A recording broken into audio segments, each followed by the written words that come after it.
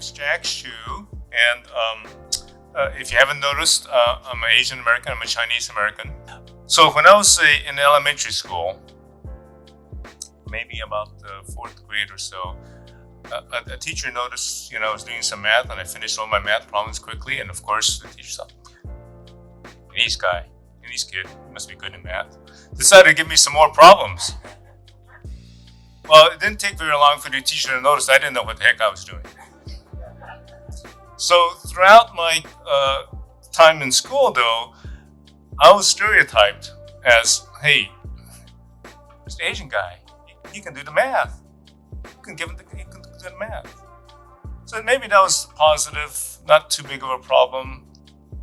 As I went on into my career, in my first evaluations, when I was in my career job, my supervisor had to write something and say, well, what he's going to write, this man has good analytical skills.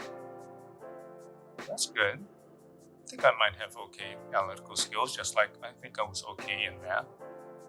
What about the rest of what I can provide to the organization, to my work? And not much was mentioned. And throughout that career, though, that was the issue. Man has good analytical skills. And later on, hey, Jack knows about diversity. He's a person of color. He can do diversity. He can deal with that. What about the rest of my skills in terms of leadership, having a vision, trying to make some other contributions to the organization? So I didn't get as far as I wanted, although I did okay in my career.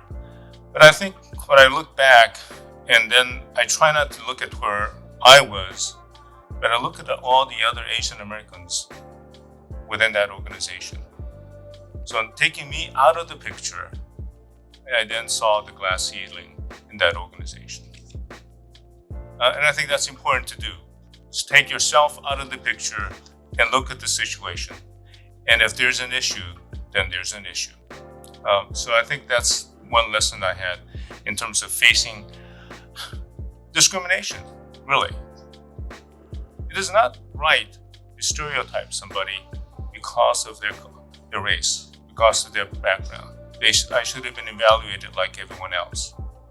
And unfortunately, at times I may have been evaluated on how well I assimilated to the entire group. And that's another part of racism. I'd like to talk a bit about what we've been facing, for Asian Americans has been facing actually for hundreds of years in North America. But in the recent hate crimes and increase in hate crimes in North America, in America. So there's podcasts I listened to in the last few months, and one of them was a podcast of some women that were expressing what they're experiencing in this time.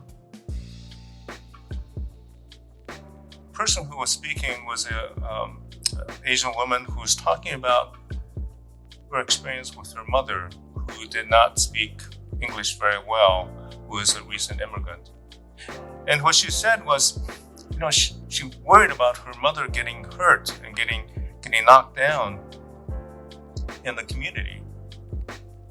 So she calls her mother up and finally broached the subject. Hey, Mom, are you going to be okay? Are you taking care of yourself and watching where you're going? Because, there are people out there trying to hurt Asian Americans, particularly Asian seniors, Asian women. And the mother responded back to her daughter and said, I'm okay. I'm just fine. Don't worry about me. I'm okay. But when you go out, you're younger, your English is better than mine. You speak up louder. You speak up louder so other people can hear and know that you're really American. That's the kind of severe racism, what that causes. How crazy. This mother was just as much as American as her daughter, but worries about her daughter being hurt if she doesn't speak up loud enough to be more like American. When these hate crimes occur throughout the United States, and elderly women are being knocked down. One of the first cases was in Brooklyn, where there was a report of an elderly woman in Brooklyn. This is start of 2020. Her shirt was set on fire.